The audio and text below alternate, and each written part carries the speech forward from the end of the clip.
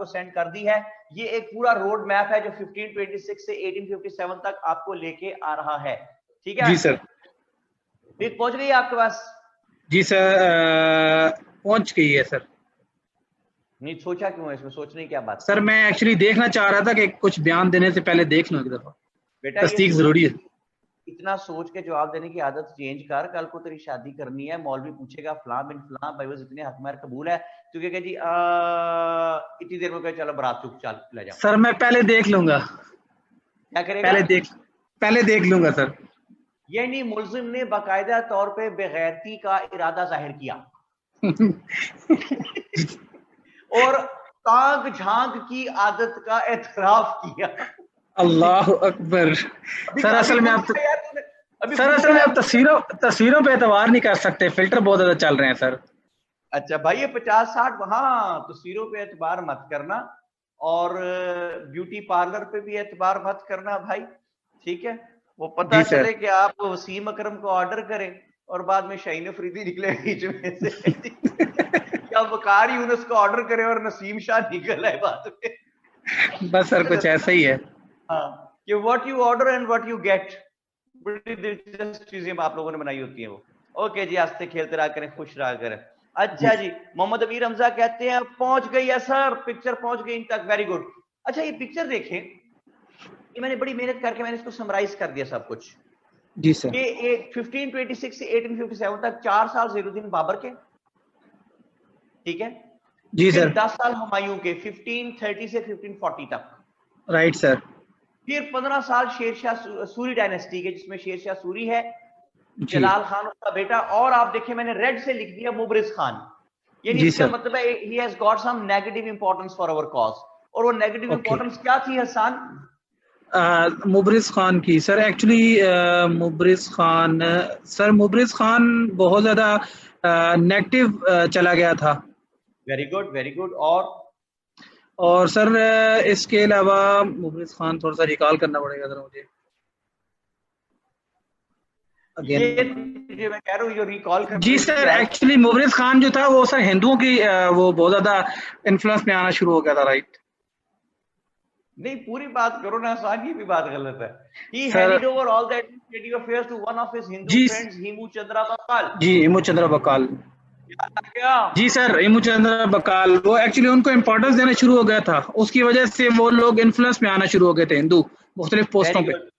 Very good. Dawood लिख रहे हैं हिमू बकाल, शाबाश, वेरी गुड। सदफ बेटी लिख रही है हिमू बकाल, वेरी गुड। और मुस्तफा इमरान कहते हैं मुबरिज वाज वीक एंड इनकॉम्पिटेंट। नहीं वो वीक तो था, उसे ड्रिप लगाई थी, ठीक हो गया था।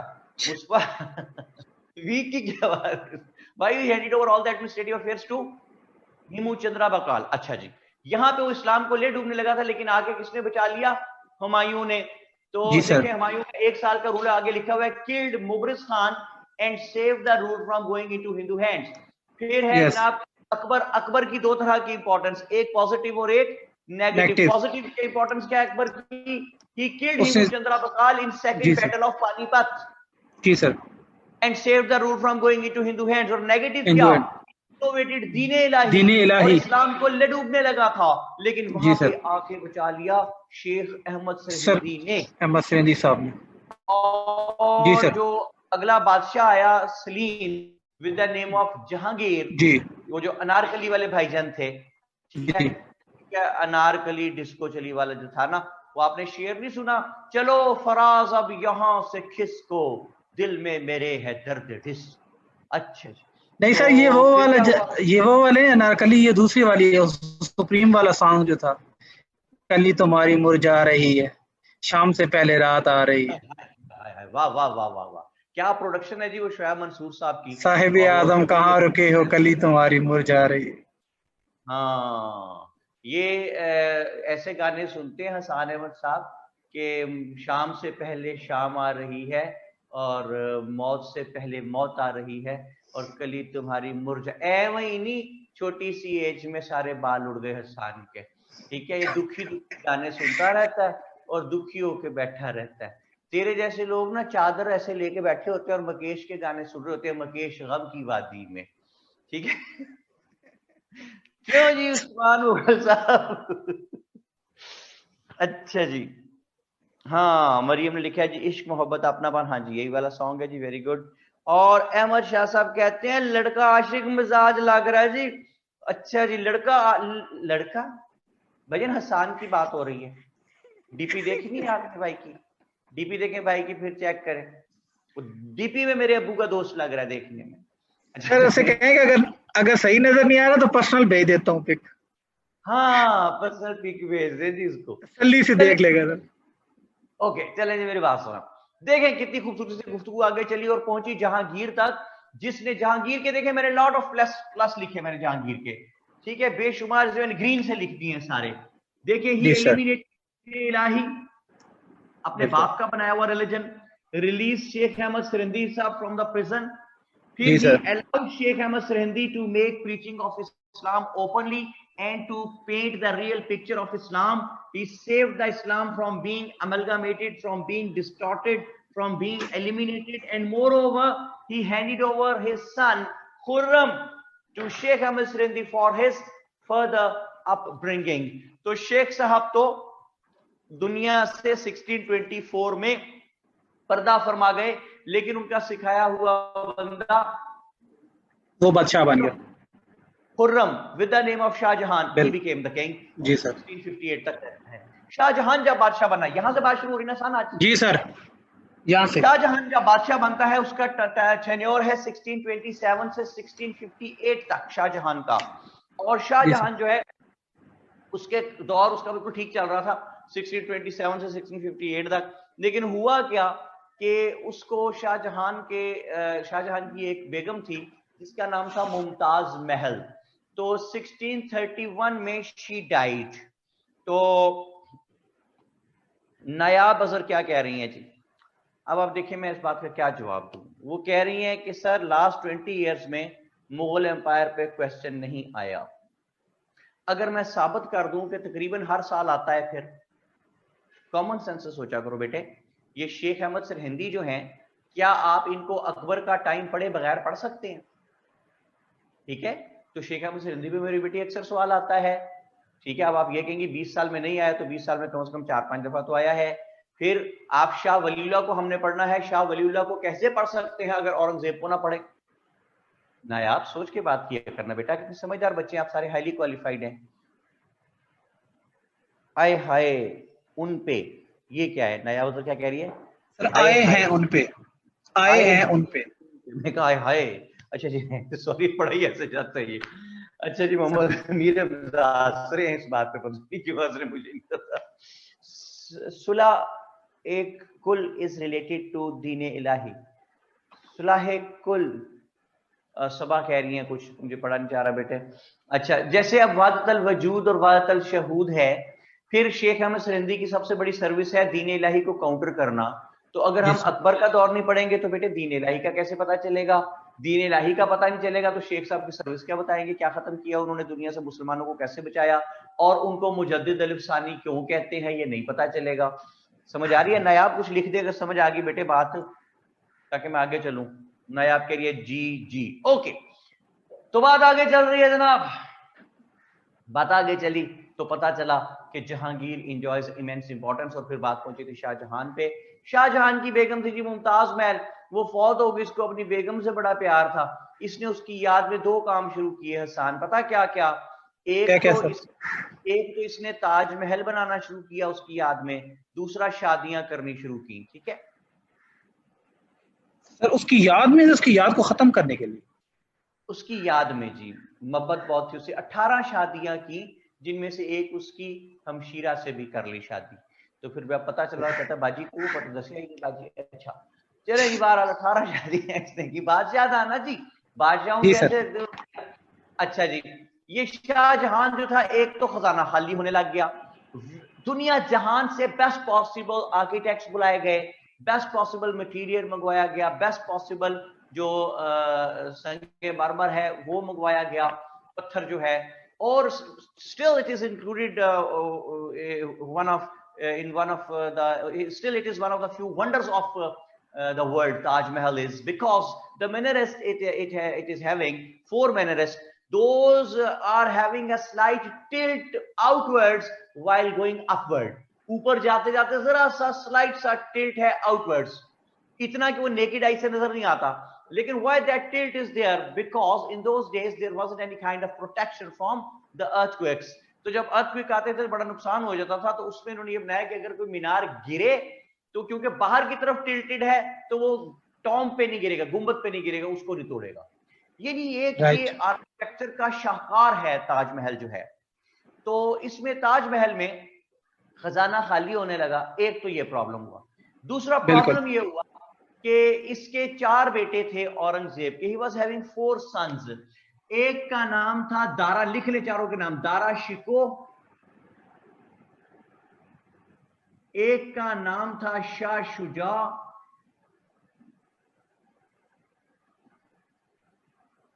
एक का नाम था शाह मुराद और एक का नाम था नामुराद, नहीं औरंगजेब। सर पहले का क्या नाम था? दारा शिको, दारा शिको, SHIKOH, शिको। ओए शिको नहीं, ओए शिको, शिको, ओए शिको। यस सर, ओके वही है। UST का टच देगा तू बात के बीच में जरूर। जी सर, आप जो कह रहे हैं वही है। यूनाइटेड स्टेट्स ऑफ तलागंग का टच देगा कि शिको, दारा शिको, ओए दारा शिको, दारा शिको ना शिको। जो सर आप कह रहे हैं वही है। नहीं वही वाला नहीं, खुद क्या है, दारा शिको, दारा शिको, ये चीज फिर शिको। ये है बेटे, पीछे जो है ना बैकग्राउंड में तलागंग चल रहा है, ये दारा सर पता चलना चाहिए काम। हाँ शिको नहीं है, शिको है। अच्छा जी, सबा खान क्या कह रही हैं? हसन अहमद कहते हैं मतलब बहन, क्या मतलब मुझे नहीं पता सर। ऊपर उन्होंने क्वेश्चन पूछा था हमशीरा का मतलब क्या होता है, तो अच्छा लो कमाल हो गया जी, हमशीरा का मतलब नहीं आपको पता? सबा खान कमाल है बेटा, ये तो आम सा लफ्ज है भाई, कौन सी। इकरा जैनब ने इंग्लिश में बता दिया सिस्टर, और उर्दू नहीं आ रही तो इंग्लिश में बता रही। अच्छा जी, उस्मान मुगल साहब कहते हैं सर मैप बनाने का तरीका बताना था, आपने बता दिया था जी मैंने। शजिया नकवी, सर आखिरी बेटे का क्या नाम था? औरंगजेब। सारा सुलेमान क्या कहती हैं? Please repeat names. वाह जी वाह यार, यहाँ पे कोई लिख दे बंदा। फरहान लिख रहे नामुराद नहीं, औरंगजेब उसका नाम था भाई। I told not asked. Saba Khan कह रही है जी मैंने बताया था, पूछा नहीं था। सॉरी बोलो सबा से सारे जिसने कहा है कि उसको हमशीरा का मतलब नहीं पता। ठीक है, मेरे समेत सॉरी भाई सबा, ठीक है भाई। ऐसा निशा क्या कहते हैं, लेकिन मुझे इसने मिसलेड किया था सबा, ये जो पाई बैठा है ना तलागंग वाला ये। सर मरियम ने पूछा था कि हमशीरा मतलब। अच्छा मरियम ने पूछा था, सॉरी भाई। अच्छा आगा फरहान क्या कहते हैं? वो कहते हैं दारा शिको शाह शुजा। शाह शिको नहीं भाई आगा साहब, दारा शिको, शाह शुजा, शाह मुराद और औरंगजेब, और अब मुझे माफ कर दें।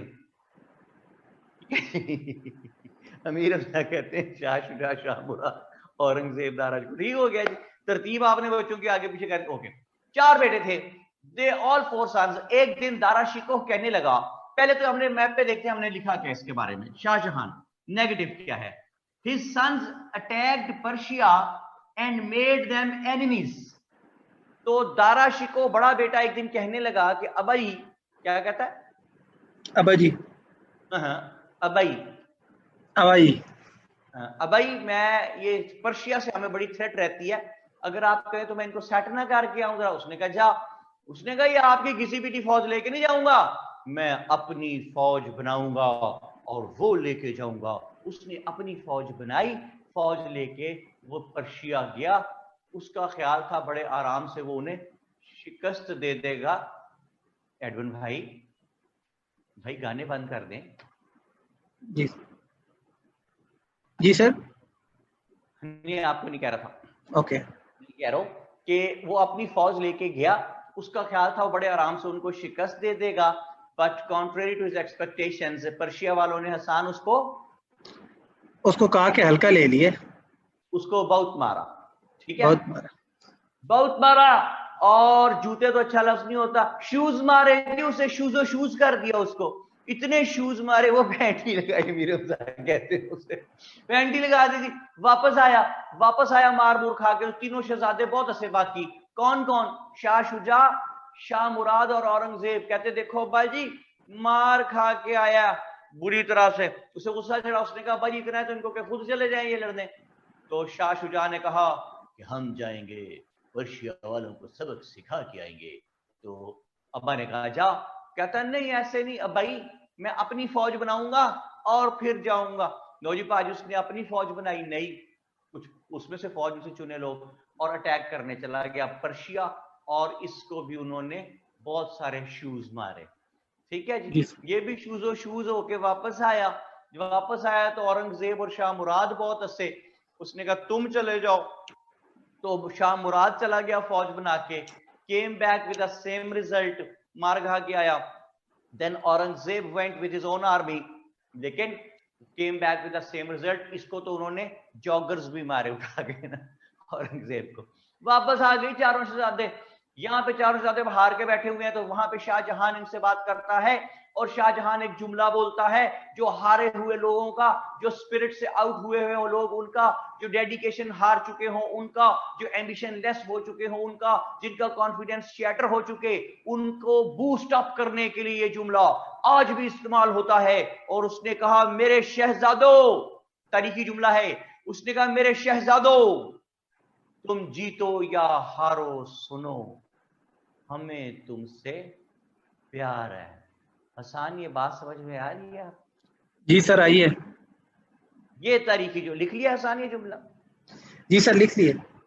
कहते मरियम कह रही है कि आपने घबराना नहीं है।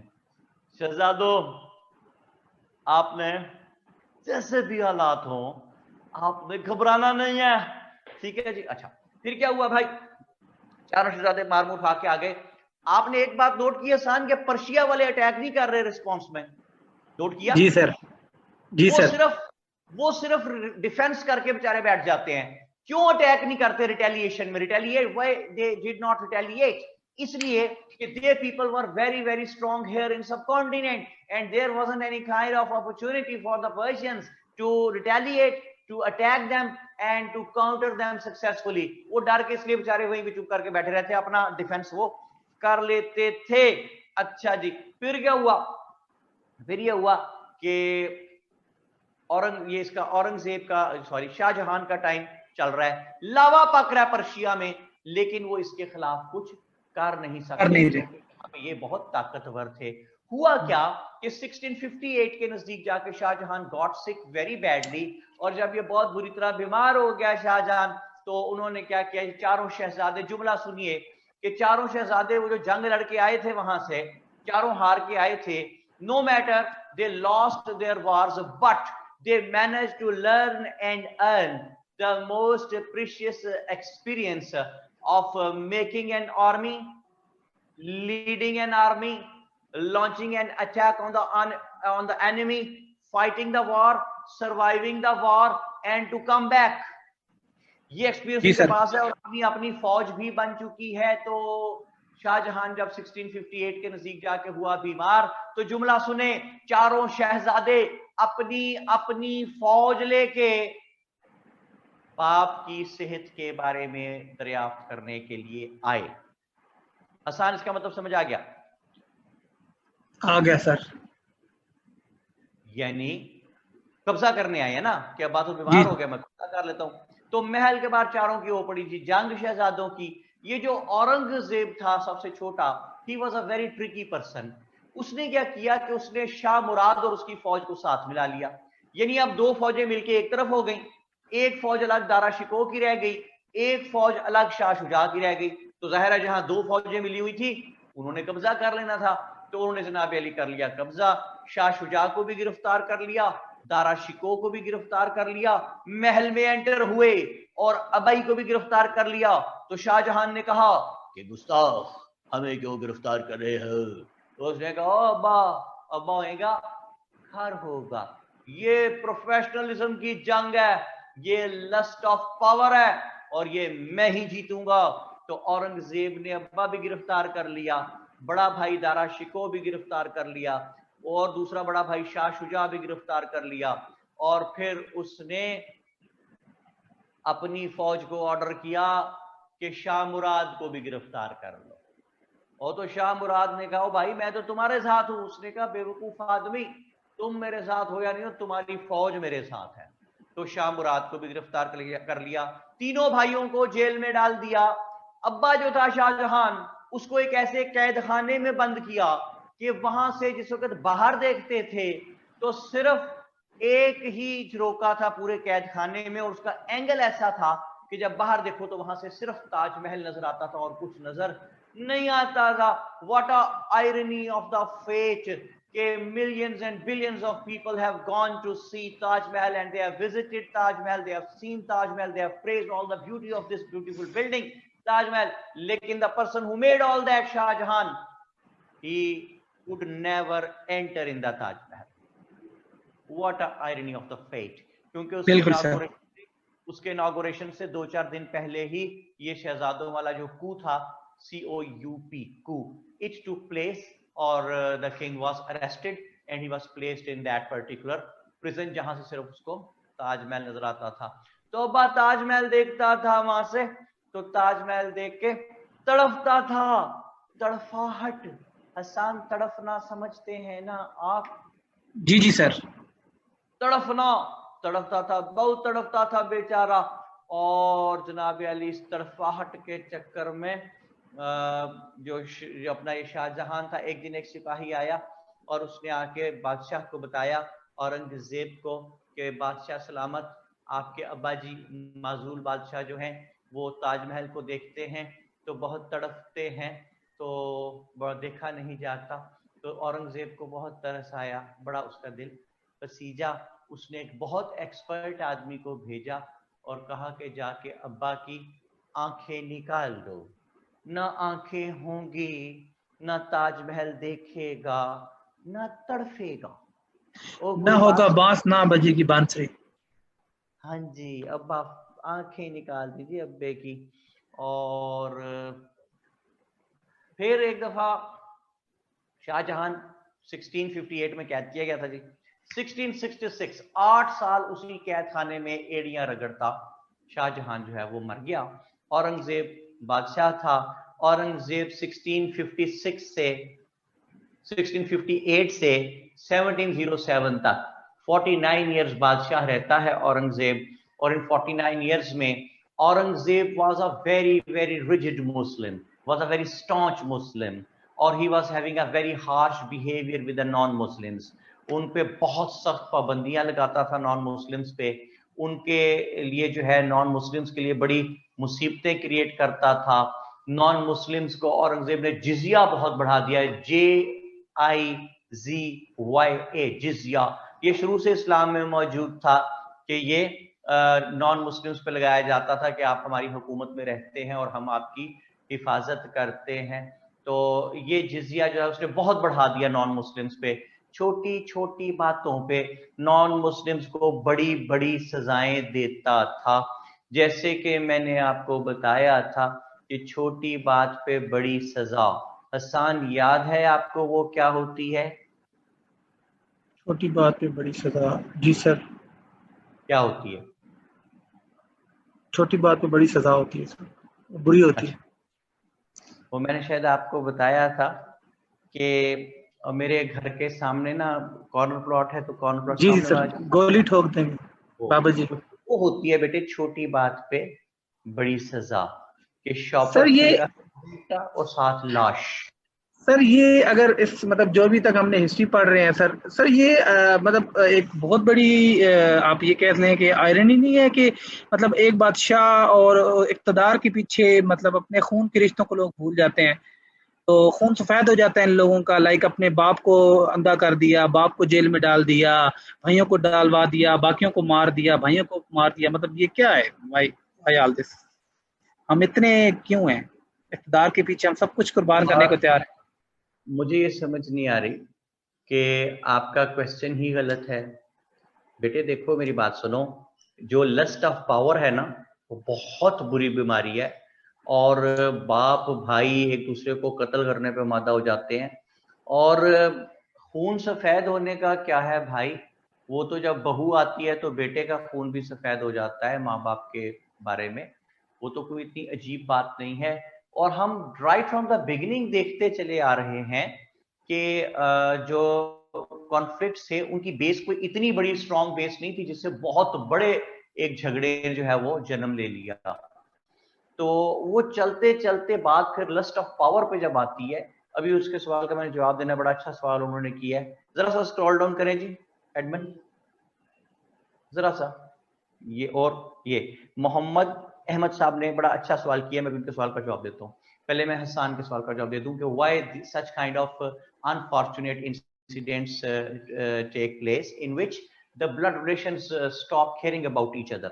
लस्ट ऑफ पावर बहुत बड़ी चीज है बेटा, तो इसमें बाप बेटों को और भाई भाइयों को कत्ल कर देते हैं बादशाह बनने के लिए। तो ये कोई इतनी यूनिक चीज नहीं है, अभी आप आगे भी जाके देखेंगे कि कितने लोगों ने कितने लोगों को कत्ल कर दिया सिर्फ लस्ट ऑफ पावर के चक्कर में। जैसे कि मैंने आपको बताया था कि प्रिंस जूना मोहम्मद बिन तुगलक, उसने अपने बाप को वो जो मार दिया था घोड़े के ऊपर। आके ऊंचा कर दिया था, कत्ल कर दिया था उसने, ठीक है। तो जी ये सर। कोई ऐसी बात नहीं है। दूसरी बात, अब आ रहे हैं मोहम्मद अहमद के सवाल की तरफ। उससे पहले आगा फरहान की तारीफ करूंगा, उन्होंने लिखा है कि डिस्प्रोपोर्शनेट पनिशमेंट को कहते हैं, जुर्म छोटा और सजा बड़ी। वेल डन यार आगा, शाबाश। मोहम्मद अहमद साहब क्या कहते हैं जी, वो कहते हैं sir please explain Humayun took asylum in Persia as Shah Iran was a good friend of Humayun, then why his grandchildren attacked Persia? तो मोहम्मद अहमद देखिए, बात यह है बेटा कि पॉलिटिक्स जो है उसमें ना दुश्मनी परमानेंट होती है ना फ्रेंडशिप परमानेंट होती है। It has been said by Quaid Azam Mohammad Ali Jinnah कि in politics there is no permanent enmity and there is no permanent friendship. ठीक है, अपने वो इंटरेस्ट चेंज होते चले जाते हैं। हुमायूं ने उनके साथ जो डील्स करके आया था शाह तहमद से मदद लेके, लेटर ऑन उसने उनको शायद फुलफिल नहीं किया था, तो इनके बीच में कोई अच्छे तल्लुकात नहीं रहे थे पर्शिया और इंडिया के बीच में। बार लंबी चौड़ी कहानी है, हमारी बात नहीं है। अच्छा जी, तो बात क्या बनी जनाब कि शाहजहां 1666 में एड़िया रगड़ता मर गया। औरंगजेब वाज अ स्टॉन्च मुस्लिम। तो औरंगजेब से पहले हम देखें, औरंगजेब की पहली चीज पॉजिटिव, वो क्या, he was staunch Muslim and number of Muslims increase. देखें, due to his harsh attitude लोग इस्लाम कबूल करने लगे, ठीक है।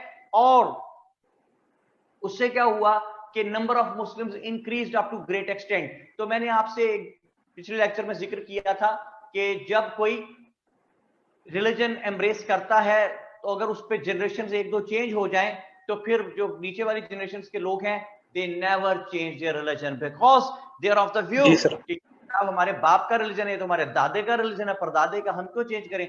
तो इस्लाम तो वैसे भी रोशनी का मजहब है, दीन फितरत है। सो whosoever came in Islam went back, rather he started loving Islam, started practicing Islam practically. So number of Muslims increased up to great extent due to the embracement of Islam in the time of Aurangzeb in a huge number. बहुत तेजी से number. बिल्कुल sir.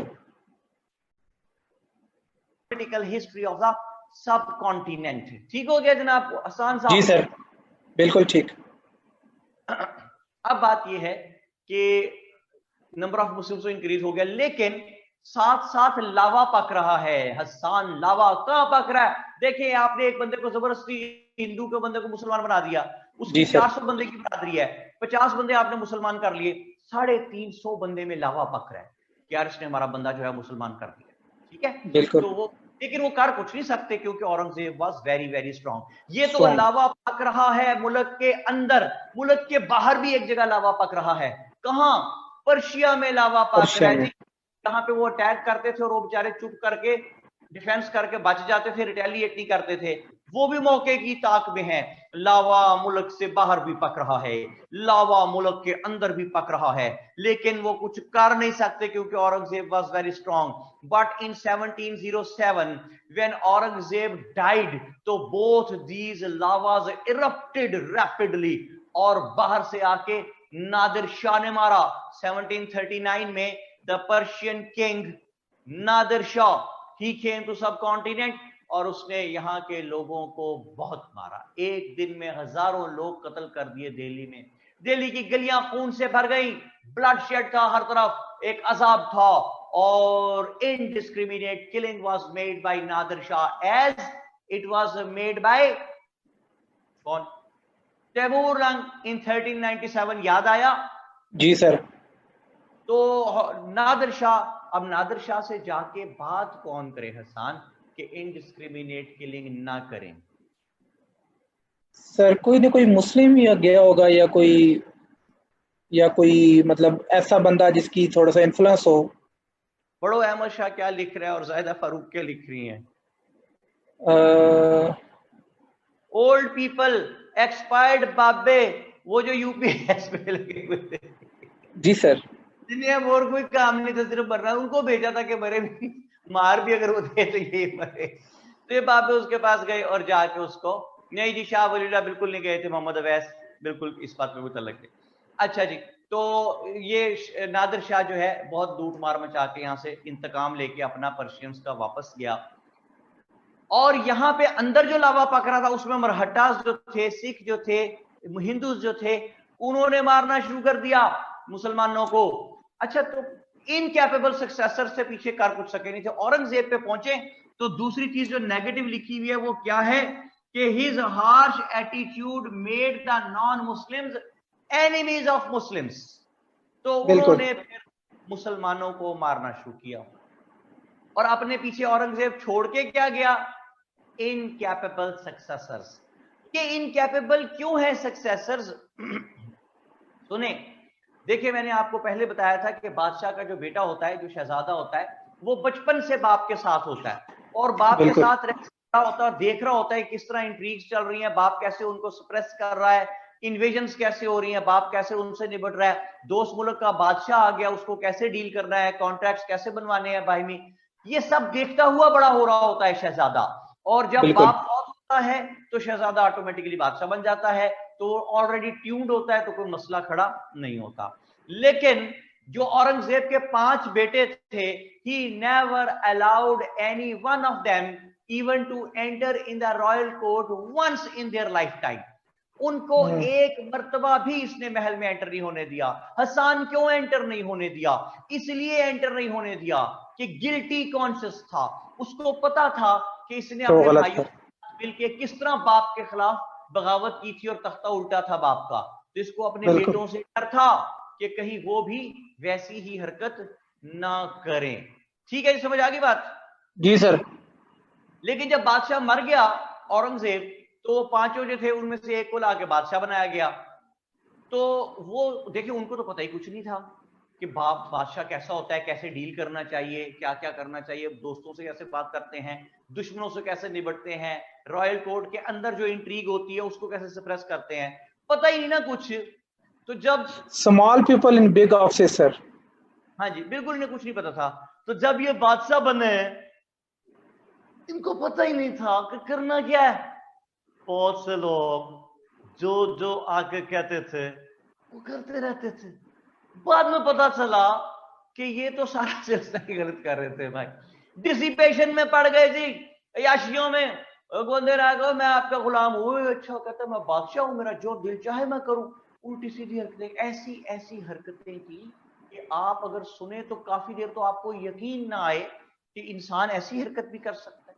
बोलो देखिए ना, बादशाह सोया पड़ा है और उसको जगाना कैसे है कि 15-20 कनीजें और खड़ी वो सितार बजा रही हैं जनाब, और बादशाह सलाम सितार की आवाज से उठेंगे आहिस्ता आहिस्ता। वाह रे वाह, जूते ना मारे तुझे पकड़ के बगैरत आदमी, बेड़ा गर्क कर दिया तुमने इस्लाम का सब कॉन्टिनेंट में। अपने पुरखों की जो सारी बनाई हुई चीजें थी वो सारी आपने बर्बाद कर दी, और ब्रिटिशर्स को आपने खुल खेलने का मौका दिया और आप उनके गुलाम बन गए।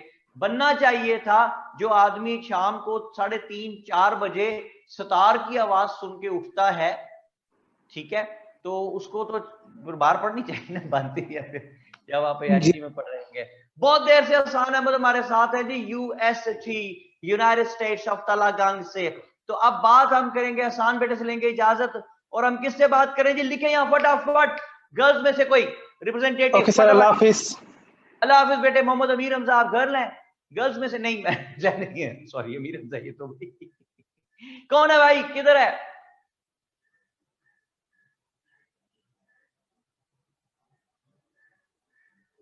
कोई नहीं है भाई। तो ये कौन है? ये लड़कियां नहीं है? मी सर, सुहेल असलम कह रहे हैं सुहेल असलम कह रहे हैं please repeat how Shahjahan was dethroned. यार कमाल, अभी इतनी तफसील से पूरी कहानी सुनाई है। बात कराएं जी मेरी उससे बच्ची से, ये कौन है? जायदा से बात कराएं।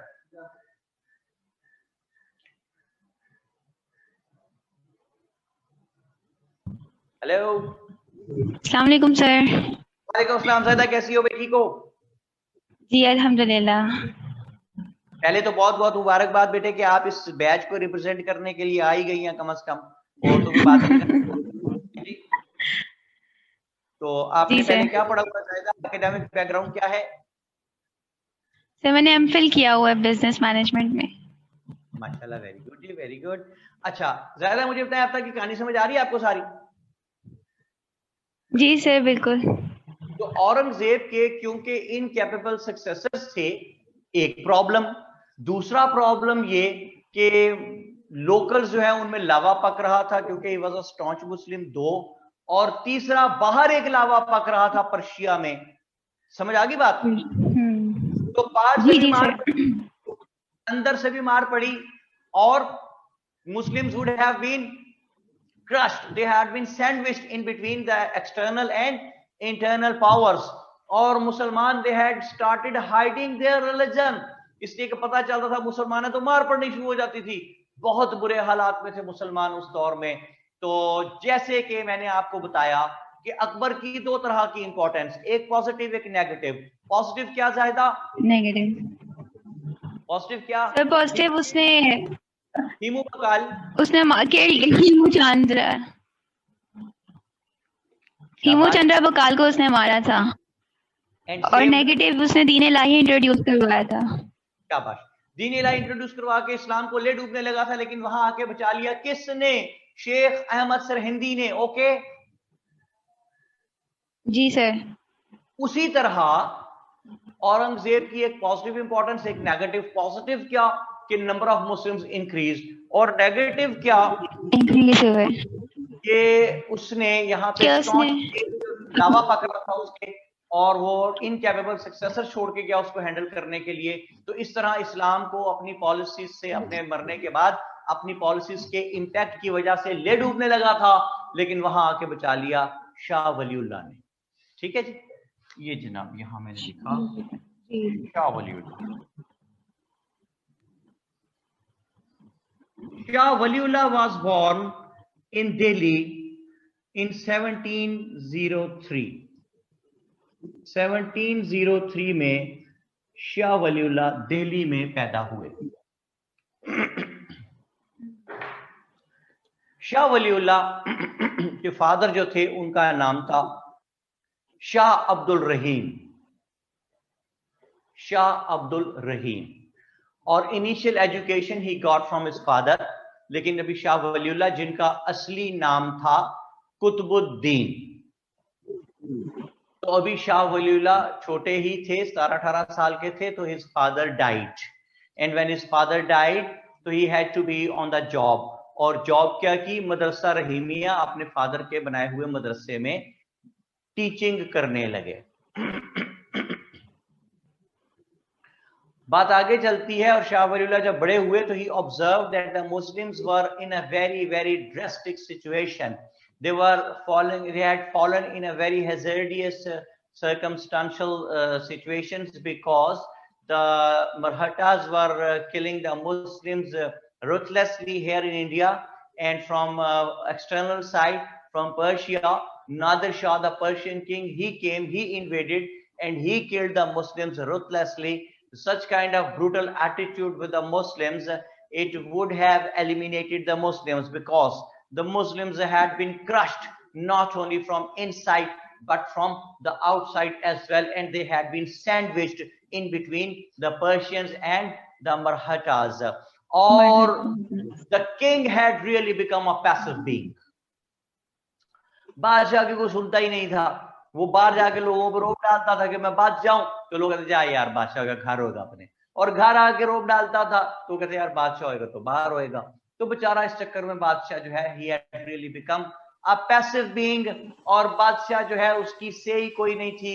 रिच क्लास जो है, elite class, they had बिल्कुल they had gone out of any kind of rules and regulations, and they were not under any constitution. वो स्प्लिट हो गए हुए थे, वो अपना काम करते थे अपनी मर्जी से, कोई टैक्स वैक्स नहीं देता था हुकूमत को।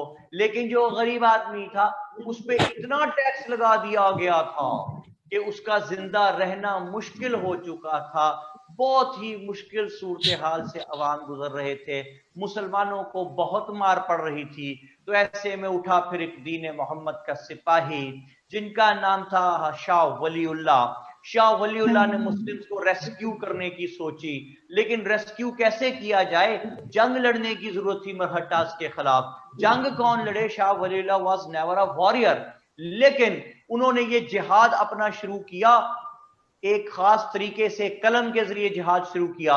ही started writing letters to millions of the different people, और उसमें उन्होंने लिखा कि this is the time to do jihad, please come and had jihad against Marhatas and save the Muslims. Shazia Naqvi कहती हैं who was the king at that time. Different kings थे जी, अहमद शाह रंगीला भी था, और उससे पहले 7-8 के नाम मैंने आपको लिख के दिए हुए। ये दौर अहमद शाह रंगीला का है। अच्छा जी, तो शाह वलीउल्लाह ने जो खत लिखे कि जिहाद करने की जरूरत है, so he was the first ever person who provoked the spirit of jihad among the Muslims of India. तो जनाब इस जिहाद की पुकार पे शाह वलीउल्लाह के 2 लोग उठ के आए। एक का नाम था नवाब नजीबुद्दौला, जो कि नजीब आबाद का नवाब था। ये ज्यादा कुछ कह रही है बेटा? नहीं सर, ये आमना का माइक शायद अनम्यूट हुआ है। आमना का माइक भी अनम्यूट है। आमना कैसी है बेटा, आप ठीक है? चली गई। अच्छा जी, तो मैं क्या कह रहा हूं कि शाह वलीउल्लाह ने नवाब Najeeb provoked the spirit of jihad among the Muslims of India. He was the first ever person. तो नजीबुद्दौला आया उनकी आवाज पे, नजीब आबाद का नवाब था, और साथ अहमद शाह अब्दाली जो कि अफगान किंग था, वो भी फौज लेके आया। इन्होंने जिहाद किया, मरहटास को मारा। दे 1748 इस वाज, साल नोट कर लें, 1748 इट वाज, 1748। तो इन्होंने अहमद शाह अब्दाली वगैरह ने शिकस्त दी, मरहटास को बहुत मारा, and they really broke the power of Marathas and save the Muslims from becoming their slaves. इस तरह ये वापस चले गए। Moreover, Shah Waliullah observed that the Muslims had fallen in a very, very serious situation. So he wanted to cure that particular problem, जिसमें मुसलमान घिरे हुए थे इसकी वजह से। तो always remember कि जब आपने किसी बात से निजात दिलानी हो तो किस तरह निजात दिलाते। सॉरी जी, मरियम कुछ पूछ रही है, कहती हैं नवाब दौला एंड सेकंड कौन था? पहला भी नवाबुद्दौला नहीं था, नजीबुद्दौला था। नवाबुद्दौला कैसे हो गया? नजीबुद्दौला, और दूसरा है जी अहमद शाह अब्दाली द अफगान किंग। तो शाह वलीउल्लाह ऑब्जर्व कि why Muslims had fallen in such kind of drastic situation, क्यों इतने बुरे हालात में आ गए जी मुसलमान। तो जब पता लगा, शाह वलीउल्लाह ने ऑब्जर्व किया, तो he came to know that Muslims had gone far away from the teachings of holy Quran. तो फिर शाह वलीउल्लाह ने ये नोट किया कि होली कुरान की टीचिंग से मुसलमान दूर क्यों हैं। तो he came to know that as Holy Quran was only available in Arabic language, which was not the language of the land, that is why the Muslims had Quran Majid in their homes, but they were not enabled to understand that with its meanings. So Shah Waliullah decided to make a great service for the Muslims of India, and he started making the translation of Holy Quran into Persian, which was the language of the land.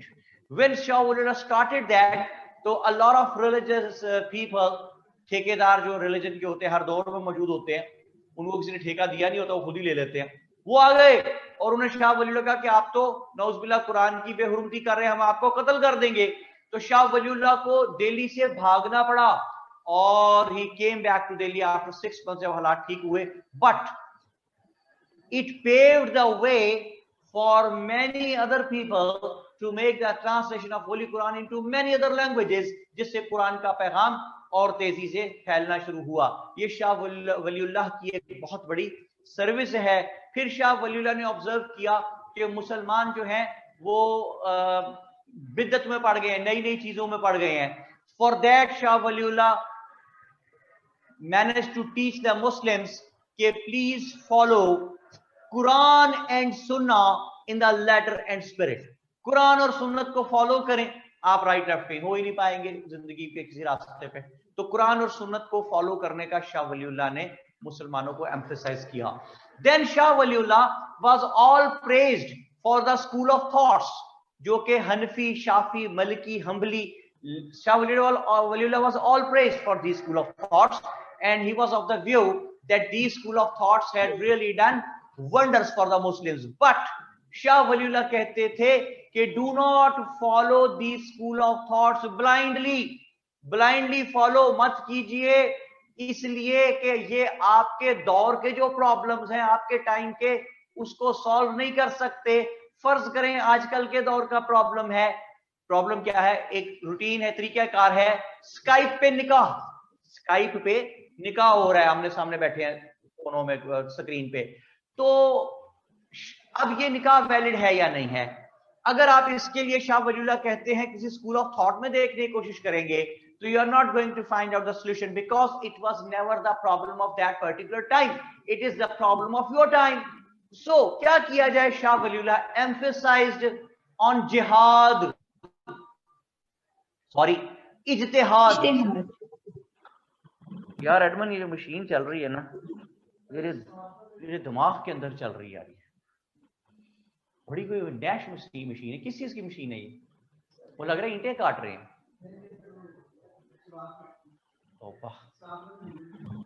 आप लोगों को ये आवाज आती है mic से कि नहीं आती मशीन की? ज्यादा नहीं सर। यस के नो? नो सर, नो नहीं आती ना, सुखी बैठे हो मजे से घरों में, आवाज तो मुझे आ रही सारी। अच्छा जी सर, कोई कंस्ट्रक्शन हो रही है? साथ वाले जो कंस्ट्रक्शन हो रही है और हमारे वर्ल्ड टाइम्स में भी हो रही है, और हम पीछे हॉल कमरे भी 2-4 बनाए हैं, लेकिन वो हमारा तो उस वक्त आवाज कोई शोर नहीं आ रहा वहां से। ये साथ वाला एक बहुत बड़ा हॉस्टल है, वहां से आवाज आ रही है, उधर कुछ बन रहा है। जी जी, इधर और भी आवाजें हैं। सॉरी जायदा, क्या कह रही है? सर आगा फरहान का है नामुराद मशीन। हाँ, नामुराद मशीन, नैश मशीन कह रहा था मैं इसको। अच्छा, तो मैं फिर क्या कह रहा था भाई? मैं कह रहा था कि इज्तिहाद से शाह वलीउल्लाह कहते हैं काम लीजिए। इज्तिहाद से, इज्तिहाद क्या होता है? हर दौर में एक मुज्तहिद होता है जिसके पास आप अपने उस दौर के प्रॉब्लम्स लेके जाते हैं और वो आपको फतवा देता है कि अब आप ये काम कर सकते हैं। फॉर एग्जाम्पल, किसी जमाने में इस्लाम में तस्वीर बनाना और बनवाना जो है वो हराम था। अब मैं नहीं कह रहा, मैं आपको बता रहा हूँ, सर मैं मिसाल दे रहा हूँ, मुझे कोई सुनी। अच्छा, अब वो वक्त गुजरा, सरहदें बन गई, कंट्रीज बन गई, पासपोर्ट बन गए, तो पासपोर्ट, वीजे, उस पर तस्वीरें लगना लाजमी। अब क्या किया जाए जी? कि तो इस्लाम में मना है तस्वीर, जाना हज करने हैं तो फिर तस्वीर का क्या करें? तो शाह वलीउल्लाह कहते हैं कि उस दौर के मुज्तहिद से बात करें। हो सकता है वो मजहब की करेक्ट इंटरप्रिटेशन के जरिए आपको बताए कि it has become the need of the time. तो अब आपने अल्लाह के घर अगर जाना है हाजिरी देने, तो इस मुल्क के कानून के मुताबिक तस्वीर खिंचवाना लाजमी है, तो आप ये बना सकते हैं, आपको गुनाह नहीं होगा। इस किस्म का वो शाह वलीउल्लाह कहते हैं इज्तिहाद से काम ले, मुज्तहिद से पूछे। मोर ओवर, शाह वलीउल्लाह ने मुसलमानों को इनहेरिटेड किंगशिप से मना फरमाया। इनहेरिटेड किंगशिप, ज़ाहिदा क्या होती है इनहेरिटेड किंगशिप? मतलब सर के मतलब किंग की सन्स को फिर हम किंगशिप दे दे, फिर आगे से उनकी औलाद को। शाबाश, बादशाह का बेटा बादशाह, ठीक है। तो शाह वलीउल्लाह कहते थे कि अगर बादशाह का बेटा कोई लायक आदमी है तो ओके फाइन, उसको बादशाह बना दीजिए आप, लेकिन अगर वो नालायक है तो सिर्फ इस वजह से उसको बादशाह ना बनाए कि वो बादशाह का बेटा है। तो कोई बात समझ में आती है? सर फिर क्या करेंगे? इलेक्शंस करवाएंगे? इलेक्शंस करवाएं। इलेक्शंस उस जमाने में कॉन्सेप्ट नहीं था, लेकिन जो इर्द गिर्द जो लायक लोग हैं, कोई भतीजा है, कोई वजीर है, बादशाह बन सकता। भाई बादशाह का बेटा ही क्यों बादशाह बनेगा? ठीक है। वो शाह वलीउल्लाह को क्या पता था कि एक ऐसी कौम भी आएगी जो डेमोक्रेसी के अंदर इनहेरिटेड किंगशिप लेके आएगी। जाहिदा आप ऐसी किसी कौम को जानती हैं? सर शरीफ फैमिली। तो शरीफ फैमिली क्यों भाई? पाकिस्तान यार, शरीफ फैमिली क्यों? एक बंदे पे को सारा इल्जाम डालती हैं आप। ठीक है, भुट्टो जिंदा नहीं है आपका? अच्छा सर। तो फिर हाँ जी, भुट्टो भी, वो तो आज भी जिंदा है। मतलब ये है कि देखें, भुट्टो लोग अच्छे हैं या बुरे हैं, नवाज शरीफ फैमिली अच्छी है बुरी है, कुछ लोग उन्हें प्यार करते हैं, कुछ बुरा समझते हैं, अपनी मर्जी है। मैं मिसाल दे रहा हूं कि देखिए, अगर एक बादशाह का बेटा लायक है तो शाह वलीउल्लाह कहते हैं उसको बादशाह बेशक बना दो, लेकिन सिर्फ इस वजह से ना बनाओ कि वो बादशाह का बेटा है। वो अपनी नालायकी की वजह से ले डूबेगा, आपकी पूरी कौम को ले डूबेगा। ठीक है जी। तो हसान क्या कहते हैं? कहते हैं जी आजकल भुट्टो फिशिंग कर रहा है कराची में। अच्छा, वो देखिए आपने वीडियो कराची की? वो फिर व्हाट्सएप पे चौथी मंजिल जो पानी में छलांग मारी है गली में उसने पाई ने, कमाल है यार। वो चौथी मंजिल से छलांग मार रहा है गली में पानी खड़ा है और वो उससे तैरता हुआ जा रहा है वहां से। ये क्यों है? मैं क्योंकि कराची ज्यादा रहा नहीं, एक दो मरतबे जब मीटिंग हुई हो तो ये तभी जाते हैं कराची, ज्यादा वो भी अभी 4-5 दफे टोटल गया वो, तो मुझे इतना समझ नहीं है कराची की। But what I can feel कि अरसा दराज से वहां पे नदी नाले जो ड्रेन्स हैं उनकी सफाई नहीं हुई थी, तो उस वजह से अब वो ब्लॉक हो गया, चोक हो गया। तो जाहिर है बारिशें तो पहले भी होती थी, ऐसा तो पहले कभी नहीं हुआ था। अब बात ये है कि आप अगर कहें कि जनाब ये इमरान खान का कसूर है या जरदारी साहब का कसूर है या नवाज शरीफ का कसूर है, नहीं यार, वो भाई ये महकमे हैं, वहां पे लोग नौकरी करते हैं, उनकी जॉब है ये उसको ओपन रखना, ड्रेनेज सिस्टम सारे को कंट्रोल करना। वो क्या कर रहे हैं? आप हर चीज जरदारी पे तो नहीं डाल सकते, या इमरान खान पे तो नहीं डाल सकते, नवाज शरीफ पे तो नहीं डाल सकते।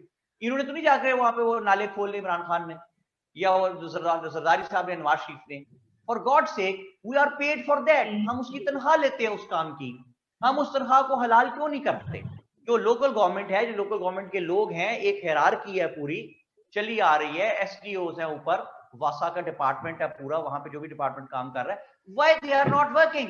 आप सब कुछ चीजें उठा के सत्तार भाई पे डाल दो, एएमक्यूएम वालों पे। ठीक है ना भाई, सत्तार भाई ने नहीं किया, सत्तार भाई ने नहीं करा, ये सारा काम उन्होंने करा था, वो नहीं करा, उन्होंने नहीं करा। ठीक है, इमरान खान पे डाल दें, इमरान का क्या कसूर है? बिलावल का तो कोई कसूर ही नहीं है। मेरी बात समझ आ रही, मैं क्या कह रहा हूँ? Yes sir. सर बारिश आती है तो पानी आता है, जब ज्यादा बारिश आती है तो ज्यादा पानी आता है। ये चीज, ये जो साइंटिफिक असूल उन्होंने बताया है, ये कमाल का असूल है। जब ज्यादा बारिश आती है तो ज्यादा पानी आ जाता है जी। अच्छा जी, तो बात ये है कि शाह वलीउल्लाह ने इन हेरिडेटरी किंगशिप से मना फरमाया। तो आप देखें शाह वलीउल्लाह की सर्विसेज की हेरिडेटरी किंगशिप से मना फरमाया, टैक्सेशन सिस्टम को क्रिटिसाइज किया कि गरीब पिस रहा है उसमें। शाह वलीउल्लाह ने जो एक सोशल ईवल था वो क्या था? वो था हेरिडेटरी किंगशिप का। उस सोशल ईवल से शाह वलीउल्लाह ने मना फरमाया। शाह वलीउल्लाह ने स्कूल ऑफ थॉट्स की blind following of school of thought से मना फरमाया। शाह वलीउल्लाह ने होली कुरान को पर्शियन में ट्रांसलेट करके दिया। शाह वलीउल्लाह ने कुरान एंड सुन्ना को in the letter and spirit फॉलो करने के लिए तबलीग की। Shah Waliullah became the first ever person who provoked the spirit of jihad among the Muslims, and it was only on the call of Shah Waliullah that people like Nawab Najibullah and Ahmad Shah Abdali, the Persian king, they came here in 1748 and they had a war against the Marathas. They killed Marathas, they broke the power of Marathas and enabled the Muslims to live here in India with peace and to keep on making their religious practices on. It happened only due to the valuable, distinguished and unprecedented services rendered by Shah Waliullah. Amna Sarfraz kya कहती है? वो कहती हैं there are a lot of people who don't even let anyone do something if they try, because whoever succeeds will get credit and a lot of other parties don't want that. Very good. Karachi's ridiculous politics is basically at fault. It's also the cause of rise of mafia income. बिल्कुल ठीक कहते हैं मेरे बेटे आप, बहुत अच्छे, very well said. अच्छा अब देखें, अगर आमना को एक बच्ची है, एक स्टूडेंट है, आप लोग छोटे हैं, आपको अगर पता है तो हुकूमत को नहीं पता, अथॉरिटीज को नहीं पता, तो क्यों नहीं काम होता? I'm really wondered, I'm really astonished. ठीक है, पर होना चाहिए. वक्त अच्छा भी आएगा नासिर, गम न कर, जिंदगी पड़ी है अभी. आप लोगों को फाइट करना है भाई, आप लोगों ने फाइट करनी. आपकी जनरेशन ने, जिस दिन आप डिसीजन मेकिंग अथॉरिटीज बने, do not take any pressure and always keep on doing the things which are good for the. एक बड़ी अच्छी इत्तला मेरे पास आती है, लाइट चली गई है और वो जो भाई नैश मशीन चला रहा था वो मशीन बंद हो गई है. yes. अरे वाह, मजा आ गया, मजा आ गया बात का. चला मशीन, हेलो ओ भाई चला मशीन. यार बात सुन, अभी चलाए ना, इनके जाके मेन स्विच खींच दो.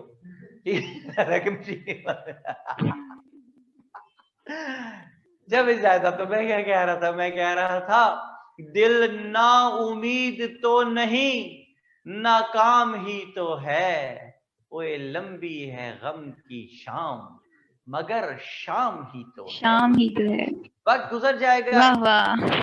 आप जैसे लायक बच्चे जो हैं, जो पैट्रियट हैं, मजहब से भी प्यार करते हैं, वतन से भी प्यार करते हैं, समझ भी रखते हैं, जब आप डिसीजन मेकिंग पावर में आएंगे, I am firm believer of this thing कि वतन अजीज के हालात इंशाल्लाह ताला बिल्कुल ठीक होने शुरू हो जाएंगे. तो मैं क्या कह रहा हूं भाई, मैं ये कह रहा हूं कि शाह वलीउल्लाह की ये वैल्यूएबल सर्विसेज हैं, और due to all these services Shah Waliullah is known as Imamul Hind.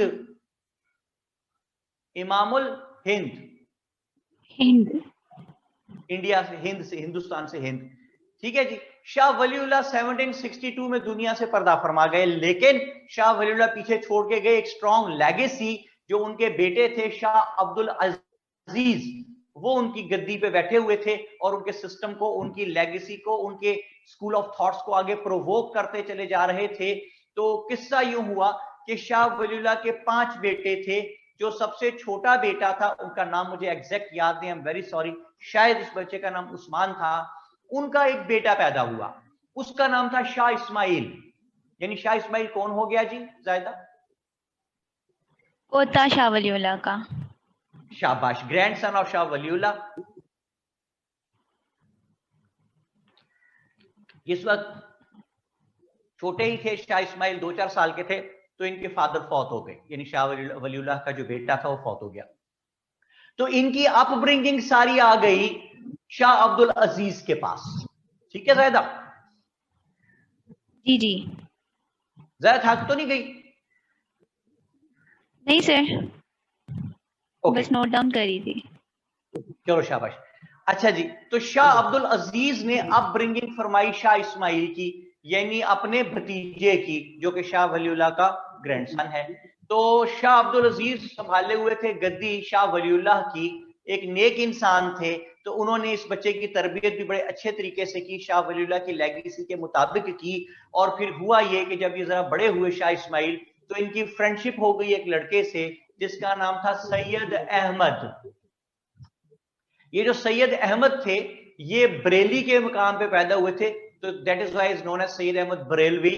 1786 में पैदा हुए, 1786 में 1786 में पैदा हुए, और इनकी बड़ी यारी बन गई जी, बड़ी दोस्ती बन गई शाह इस्माइल साहब के साथ, दोनों इकट्ठे फिरते थे, मजहब के लिए काम करते थे, और इन्होंने सोचा कि शाह वलीउल्लाह की लेगेसी है जिहाद की, because Shah Waliullah was the first ever person who provoked the spirit of jihad among the Muslims of India. तो इन्होंने जिहाद करने की सोची। जब जिहाद करने की सोची तो सोचा कि कहां जिहाद करें, तो पूरे इंडिया का दौरा किया, और इन्होंने पिशावर, आजकल का पाकिस्तान में जो पिशावर है, वहां पे इन्होंने देखा कि एक हिंदू राजा की हुकूमत थी, his name was, sorry, Sikh राजा की हुकूमत थी, his name was Budh Singh. Wednesday होता है ना, बुद्ध, वैसे Budh Singh, Wednesday Singh, Raja Budh Singh. He was the assistant of Raja Ranjit Singh, जो कि लाहौर में बैठा हुआ था, बहुत ताकतवर राजा था सिख वो। अच्छा, इन्होंने सोचा पिशावर उसका जिहाद करें। उससे पहले ये हज करने गए, हज करके वापस तशरीफ लाए, 1824 में हज करने गए। ये हज करके जब वापस आए तो जनवरी 1826 में ये 7000 मुजाहिदीन का लश्कर लेके पहुंचे।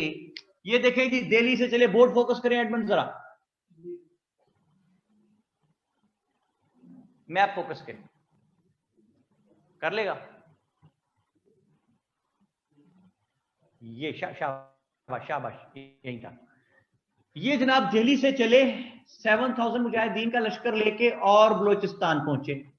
बलोचिस्तान से चले और सॉरी सिंध पहुंचे, सिंध से चले बलोचिस्तान पहुंचे, बलोचिस्तान से चले और कंधार पहुंचे, कंधार से चले तो काबुल पहुंचे, और काबुल से आके इन्होंने पेशावर पे अटैक किया। ठीक है, आप बोर्ड पे देखिए कि कितना लंबा चक्कर काट रहे हैं। दिल्ली से चले हैं, सिंध पहुंचे हैं, यहां से बलोचिस्तान पहुंचे हैं, यहां से कंधार पहुंचे हैं, यहां से काबुल पहुंचे हैं, और पेशावर पे आके अटैक किया है। तो a very simple question is this कि व्हाई नॉट ये यहां दिल्ली से चलते और सीधे ऐसे पहुंच जाते पेशावर। ज्यादा बात समझ आ रही है आपको? जी सर। तो उसका जवाब ये है कि रास्ते में था राजा रंजीत सिंह, पंजाब में। ये है एरिया पंजाब का सारा, ये वाला। तो वो तो यहीं पे इनको मार देता, आगे जाने ही ना देता इनको। अगर ये यहां से जाने की कोशिश करते तो यही मार देता इनको। इसलिए ये चक्कर काट के गए हैं ताकि उससे बच के जाएं। सिंध से दिल्ली से सिंध, सिंध से बलोचिस्तान, बलोचिस्तान से काबुल, कंधार, कंधार से काबुल, और काबुल से पेशावर पे अटैक किया। एक तो रीजन ये थी जी, वापस कर ले फोकस। एक तो रीजन ये थी कि इस तरह उससे रास्ते में रंजीत सिंह से बचते हुए जाएं, और दूसरी रीजन ये थी कि रास्ते में जाते जाते लोग साथ गैदर करते चले जाएं।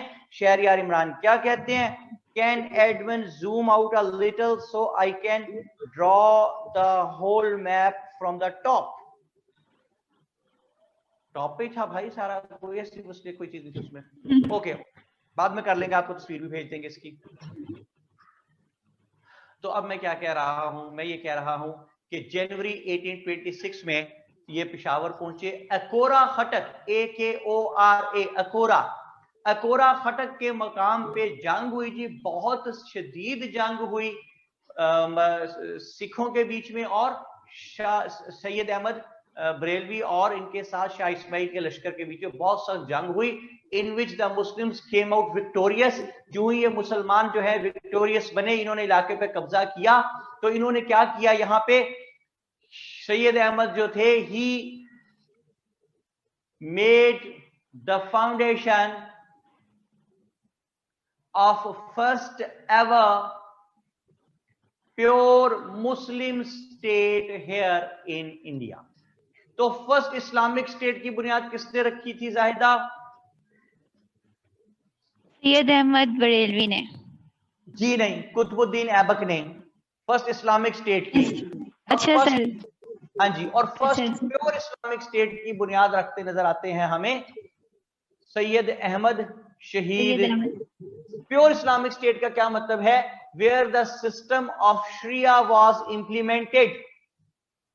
इन्होंने शरीयत का सिस्टम इंप्लीमेंट किया। इन्होंने यहां पे काजी सिस्टम इंपोज किया, इन्होंने यहां पे नेपोटिज्म को जीरो कर दिया।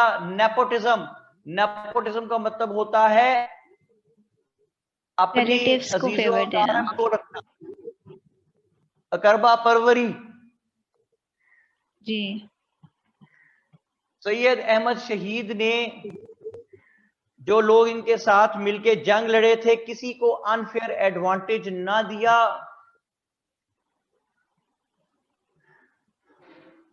और इस तरह क्या होता चला गया जी कि जो अपने लोग थे जो इनके साथ मिलके जिन्होंने जंग लड़ी थी उनके खिलाफ, सिखों के खिलाफ, अपने ही लोग सैयद अहमद जो है इनके खिलाफ होने लगे कि यार इसने हमें कोई किसी किस्म का बेनिफिट नहीं पहुंचाया।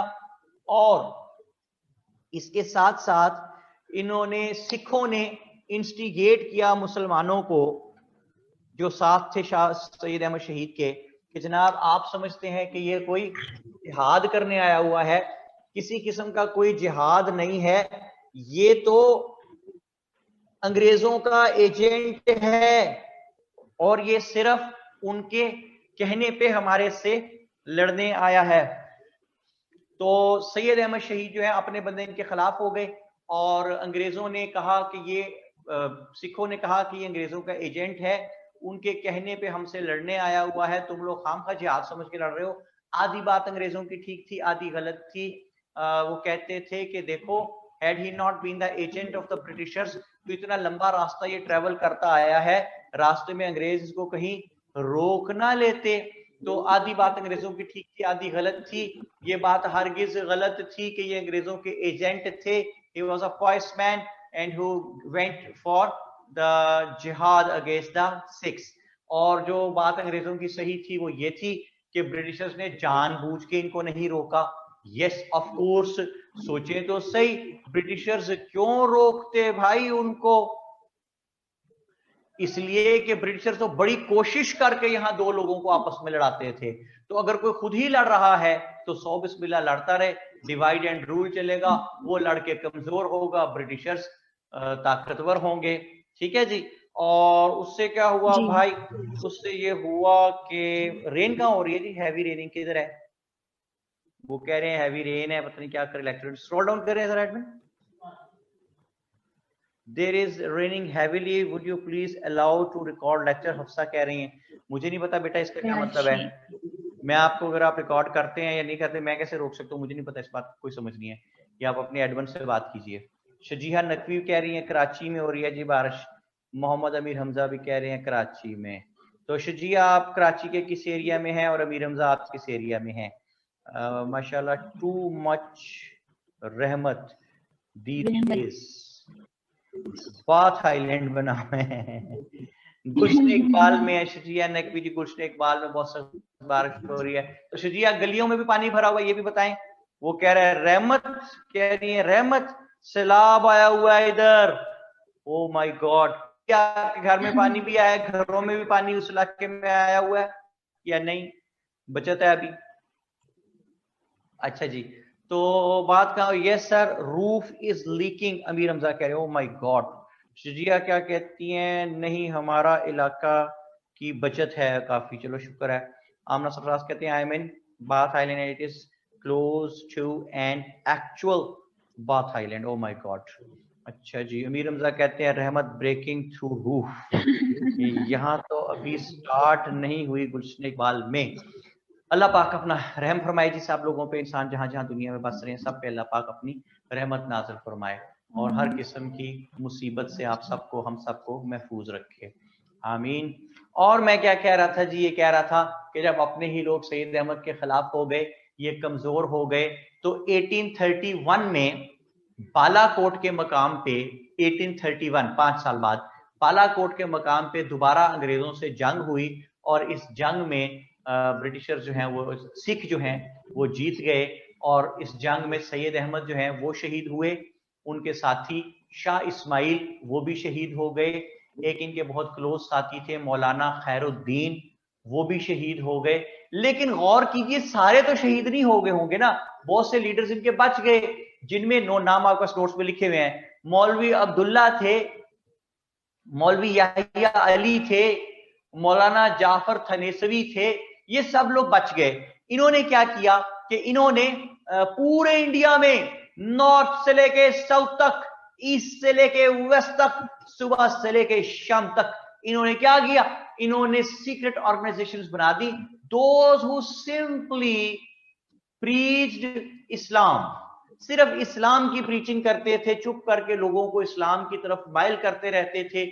और उससे क्या हुआ भाई, उससे ये हुआ कि just after the 26 years of this incident, यानी 1831 के जस्ट 26 years के बाद war of independence took place, जिसमें के डॉक्टर अब्दुल सलाम खुर्शीद एक जगह लिखते हैं कि ब्रिटिशर्स का बयान है कि among all the rebellions there was a group of Muslim ulamas. They were those people who were religiously motivated and trained by Sayyid Ahmad Shaheed. ज़्यादा बेटी से ले जी इजाजत। ज़्यादा nice talking you, God bless you, जीती रहो, सलामत रहो, बहुत सी कामयाबियां बेटा हासिल करो। और अब आप बात कराएं एडमिन मेरी आगा फारान साहब से। अल्लाह।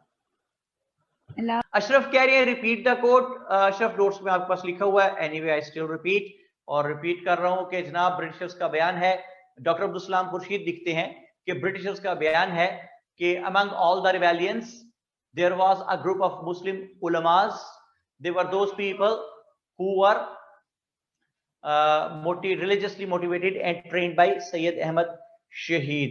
बात कराएं जी किसी और से, फिर आप बात करा दें, मेरी शजीहा नकवी से बात कराएं। अच्छा जी, यहां तक कहानी समझ आ गई जी आपको? कौन है मेरे साथ? वालेकुम शजिया बेटे, यहां तक कहानी समझ आ गई आपको? समझ आ गई। हेलो हेलो सर, मेरी आवाज आ रही है आपको?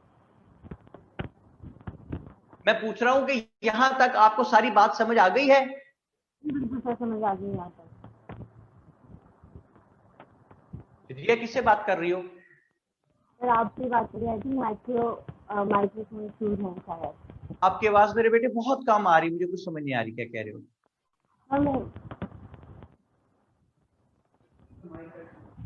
ओके, माइक इशू है या शायद बारिश का असर है कोई।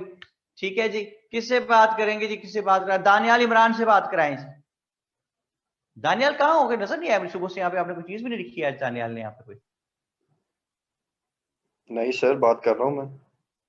नहीं आप तो कर रहे। अच्छा, वहाँ चैट पे नहीं नजर आए थे मुझे, यानी ओवरलुक हो गया होगा। अच्छा दानियाल कैसे हो, ठीक हो? हाँ जी सर, ठीक ठाक अल्हम्दुलिल्लाह। अच्छा, 1831 आगा साहब कह रहे, रिपीट करूं बात। 1831 में बालाकोट के मुकाम पे दोबारा जंग हुई सैयद अहमद और सिखों के बीच में, इन विच सिख जो हैं they manage to win the war and they killed Syed Ahmad and Shah Ismail and Maulana Khairuddin, one of their companions. ठीक है जी। तो अच्छा, यहां से बात आगे चली जी कि ये 1831 में सैयद अहमद शहीद जो है और शाह इस्माइल जो है वो शहीद हो गए। बात ये है कि पेज 31 पे पहुंचे जरा दानियाल, पेज 31। जी सर। ये एक पेज है जिसपे 3 कॉलम्स में मैंने 3 रिफॉर्मर्स दिए हुए, नजर आ गए? 31 पे तो नहीं है, 32 है। 32 जी, वेरी सॉरी बेटा। पेज 32 कर लें जी सारे, पेज 32। एडवन बार बारिश हो रही है? अच्छा, शोर मच रहा था काफी। जी, सारे रिफॉर्मिस्ट हैं सर। 3 रिफॉर्मिस्ट आमने सामने मैंने रख के दिए। अगर आप गौर करें तो मैंने कहा कि Sheikh Ahmad Sirhindi was the first ever person who recognised a separate entity of the Muslims as a nation.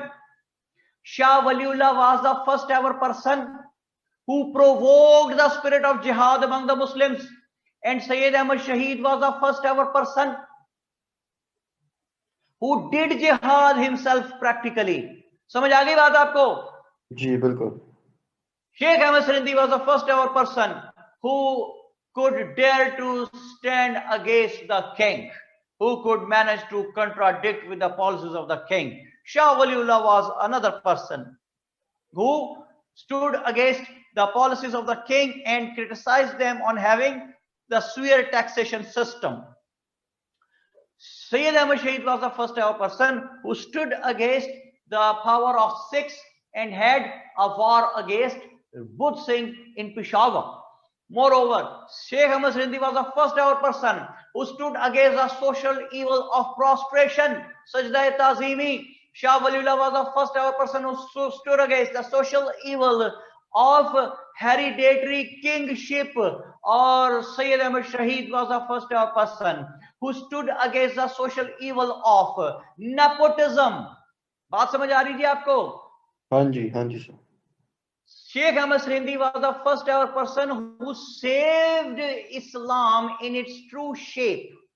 Shah Waliullah was the first ever person who provoked the spirit of jihad among the Muslims to fight against the powers, different powers, in order to have the survival of that particular system of the Muslims, the true spirit, the true shape of Islam. And Sayyid Ahmad Shahid was the first ever person who fought against the evil powers and who innovated and who laid the foundation here of first ever pure Islamic state. यानी शेख अहमद सरहिंदी ने Islamic system की true shape को बचाया, शाह वलीउल्लाह ने उसका survival जारी रखवाया जिहाद करवा के, और सैयद अहमद शहीद ने उसको इंप्लीमेंट करवा दिया.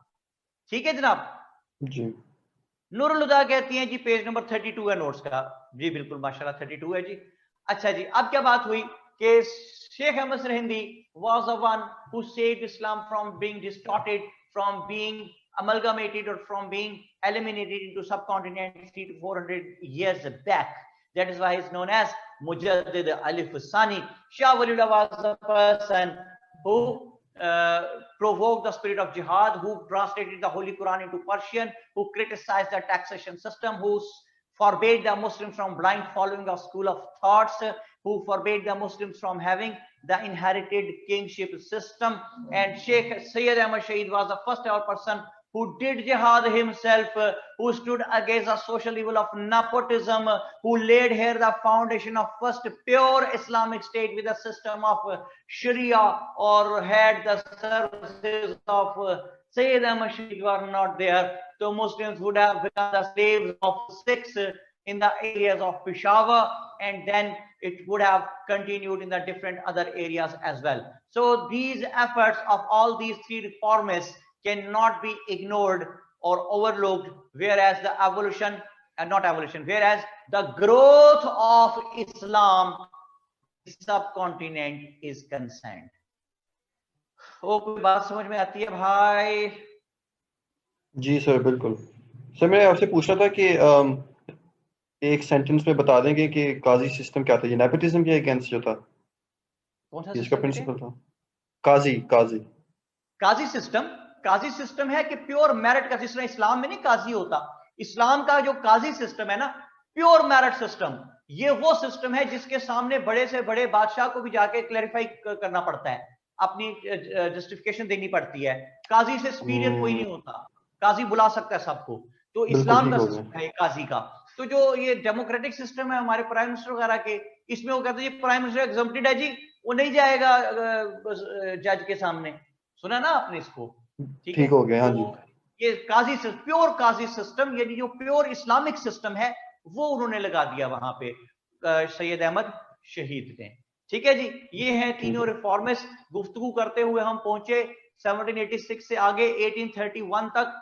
जरा सा गुफ्तगू दोबारा पीछे जाएगी तो आपके पास ये जो रोड मैप मैंने पूरा आपको दिया है, इसमें आपके पास 9वें नंबर पे लिखा हुआ है, 9th पे लिखा हुआ है arrival of Britishers here in subcontinent. तो ऑलवेज रिमेंबर कि there are thousands of reasons for the Britishers that why they came to subcontinent. लेकिन एक अलग पेज पे जाके लिखना शुरू कीजिए कि जो ब्रिटिशर्स हैं वो यहाँ पे क्यों आए. 5 मेन रीजंस कैटेगराइज की जाती हैं. नंबर 1 लिखे जी, फटाफट लिखे. Number 1, discovery of the sea route. Advance को भेजिए बार बैठ. Discovery of the sea route. Number 2, बल्कि इसमें discovery of the sea route में लिख लें किसने की थी। एक पाई था Bartholomew Diaz, BARTHO, Bartho, B for baby, Bartho, lomo LOMO, lomo, Diaz DIAZ, Diaz, Bartholomew dies.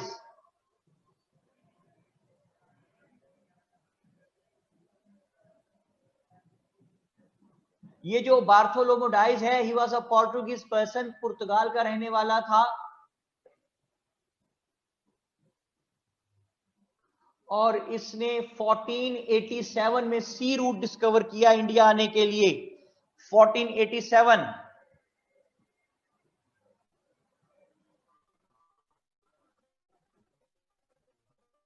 जो इसके साथ एक दूसरा आदमी था, Vasco da gamma, Vasco da gamma. Vasco da gamma ने भी 1497 में सी रूट डिस्कवर कर लिया।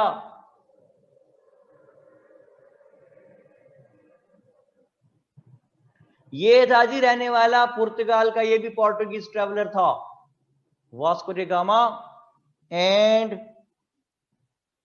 बार्थोलोमो डाइज। ध्यान हो गया? नहीं सर, लिख रहा हूं। जाग रहा है ना? हाँ जी। दूसरी मेन रीजन है सब कॉन्टिनेंट में आने की ब्रिटिशर्स के desire to expand their empire, desire to expand their empire. तीसरी रीजन है competition with the other European nations, competition with the other European nations।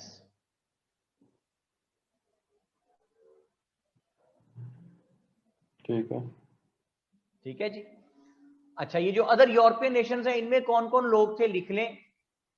Austria के लोग यहां आ चुके थे, ऑस्ट्रिया, AUSTRIA, ऑस्ट्रिया। हॉलैंड के लोग यहां आ चुके थे,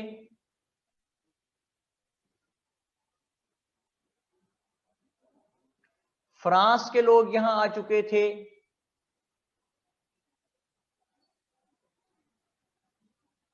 बेल्जियम के लोग यहां आ चुके थे,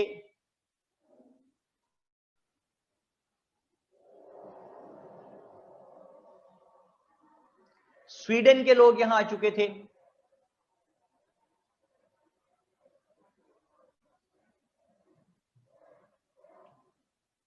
डेनमार्क के लोग यहां आ चुके थे।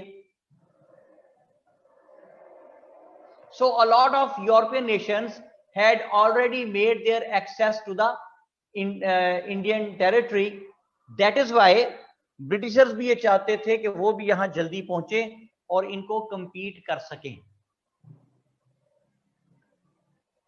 नंबर 4 मेन रीजन है trade with the East.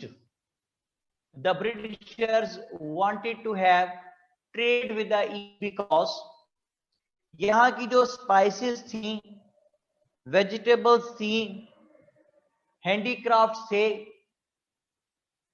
Hand knitted carpets थे, these products were having a great fascination for them in Europe, in England. लेकिन Britishers were having no access to these products as there wasn't any straight route for that.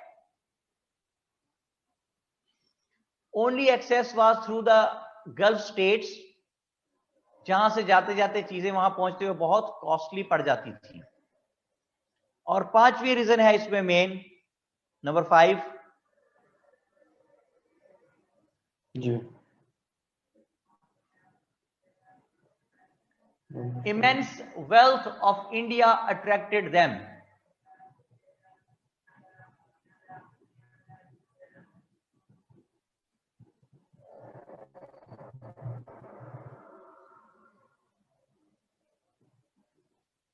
Immense wealth of India attracted them. लो जी, ये वो main reason थी जिसकी वजह से Britishers जो हैं वो सब कॉन्टिनेंट में पहुंच गए। अब जब वो यहां पहुंच गए तो पहुंचे कहां जी? वो पहुंचे हैं बंगाल की साइड से।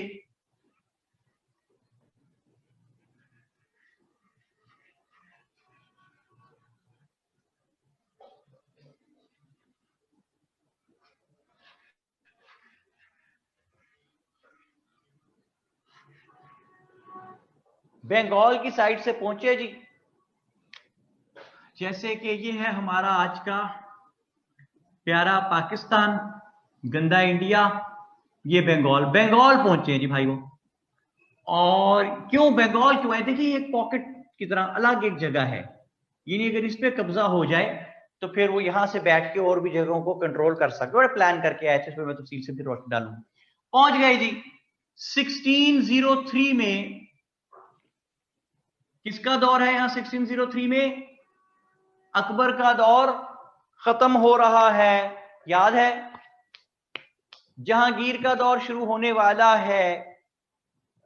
यहां पे आ गए जनाब, और इन्होंने जहांगीर वगैरह ने इनको फैक्ट्रियां लगाने की इजाजत भी दे दी। और इस तरह इन्होंने एक फैक्ट्री लगाई बोलेजार में, BOLESAR, बोलेजार। ईस्ट इंडिया कंपनी बना के आए हैं। और ईस्ट इंडिया कंपनी करती क्या है? टी लीव्स, चाय के पत्ते एक्सपोर्ट करती है। ये इस तरह यहां पे जनाब पहुंच गए। बोलेजार में एक फैक्ट्री लगाई, एक फैक्ट्री उन्होंने पटना में लगाई, PHENA पटना में।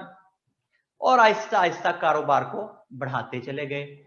1633 में व्हाट हैपेंड कि शाहजहां की एक बेटी थी जो जल गई आग से, किसी दूसरी लड़की से नहीं, जल गई जी।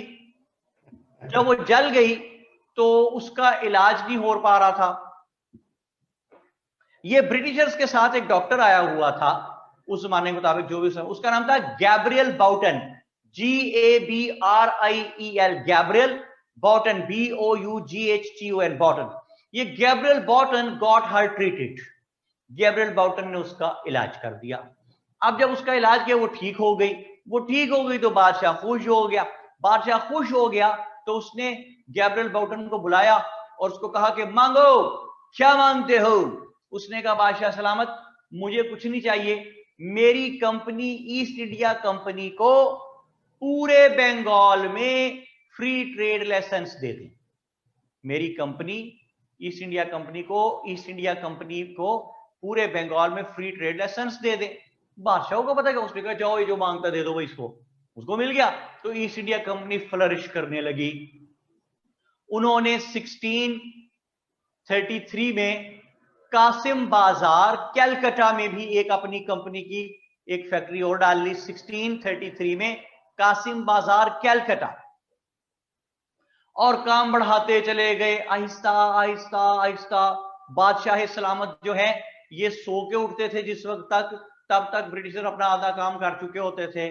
ब्रिटिशर्स ने आहिस्ता आहिस्ता यहाँ पे अपनी हाउसिंग कॉलोनीज बनानी शुरू कर दी, घर अपने लिए बनवाने शुरू कर दिए। किसी ने नहीं रोका, पता ही नहीं था किसी को।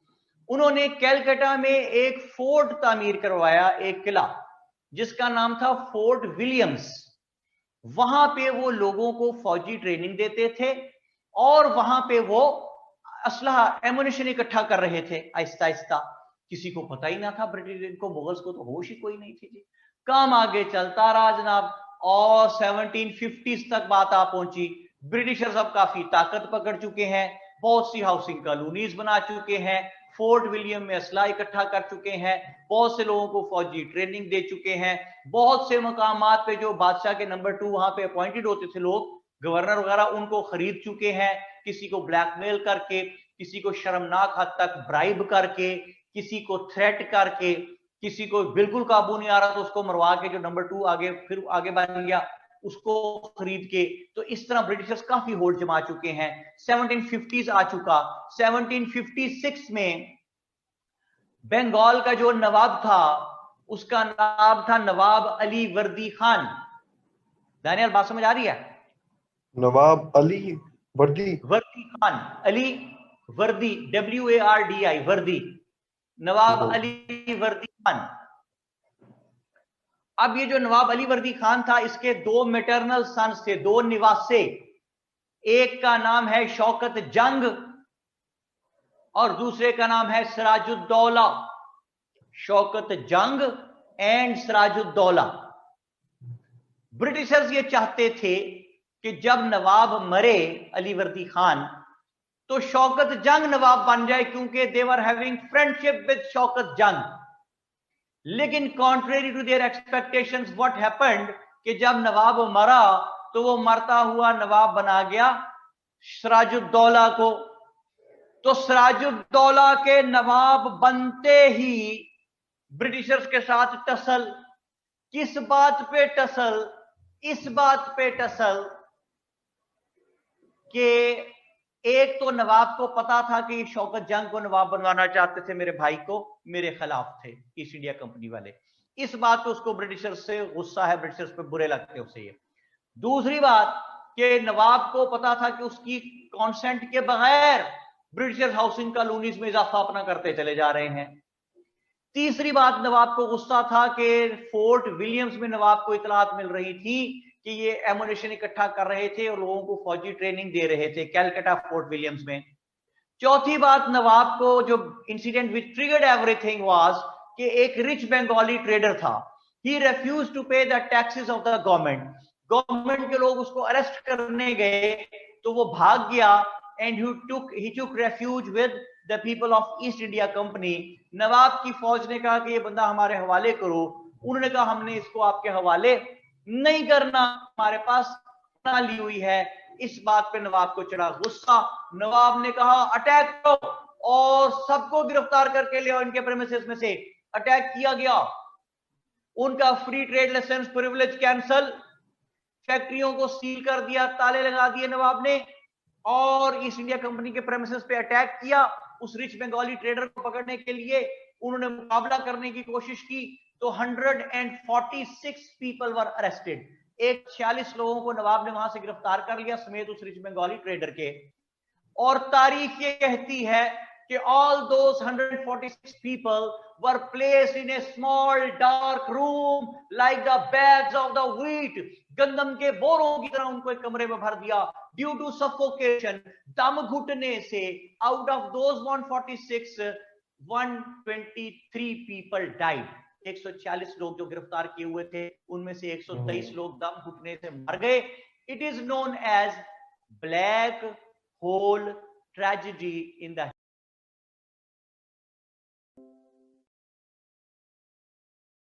से बात स्टार्ट होगी।